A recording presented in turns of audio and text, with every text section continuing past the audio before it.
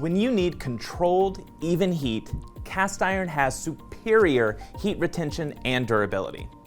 Our cast iron cookware goes from stovetop to oven, under the broiler, on induction cooktops, on the grill, and you can even put it on a campfire. Now, I love cooking with cast iron, and I want to share with you how to cook with it, maintain it, and re-season it. First, our cast iron skillets come pre-seasoned. The seasoning is oil that's baked onto the iron, giving it a natural non-stick finish. Now, the best way to keep your cast iron well seasoned is to use it. So, let's use it. Cornbread is a family tradition in my home. Add the oil to the 10-inch cast iron skillet and place it in the oven. Preheat the oven to 425 degrees Fahrenheit. I've already made my batter with cornmeal, flour, eggs, buttermilk, and cheddar cheese and chopped jalapenos, and in this case, a little bit of sugar. Then carefully remove the skillet from the oven and pour in the batter. Then bake it in the oven for 30 minutes. So beautiful, and look how easy it comes out of the pan, and how great this crispy crust is. Excellent. Now that I've cooked in my pan, let's talk about how to clean cast iron. Rinse the pan with hot water and scrub off any stuck-on bits with a nylon brush or a pan scraper. Then hand dry it right away.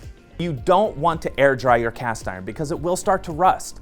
I mean, the fact is moisture and iron just aren't friends. Then, while the pan is still warm, rub it very lightly with cooking oil, like vegetable oil or canola. This is the way to maintain the seasoning of the pan.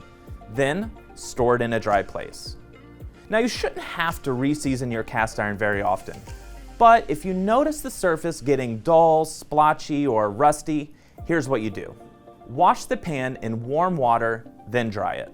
Rub a light cooking oil all over the pan. Cover it inside and out. You want to rub the oil around, removing as much of the excess oil as possible. This step is super important because too much oil can pull into droplets or get sticky. Put the oiled pan upside down in a preheated oven at 450 degrees Fahrenheit or 230 Celsius for 1 hour. It helps to place a sheet pan on the rack below to catch any oil drips. Remove the pan from the oven and apply more oil the same way you did before. Then place it back into the oven upside down for another hour.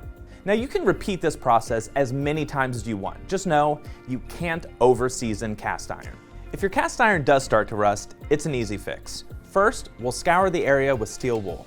Then rinse the pan out, dry it, and rub it with a light cooking oil. This will let the seasoning build up over time. The care, seasoning, and cooking traditions that you put into this pan can last for generations. You can pass it on to your kids, they can then pass it on to theirs. That is pretty amazing. Now, I can't wait to see what you'll create in your cast iron.